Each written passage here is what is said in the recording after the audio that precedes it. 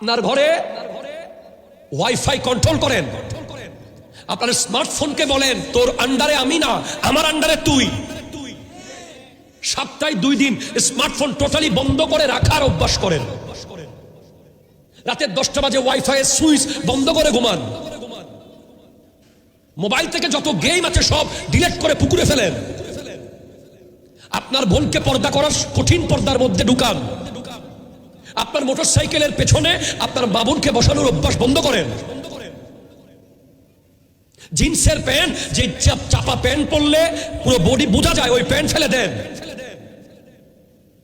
যেই প্যান্ট পরলে দাঁড়িয়ে প্রস্রাব করতে হয়, ওই প্যান্ট ফেলে দেন।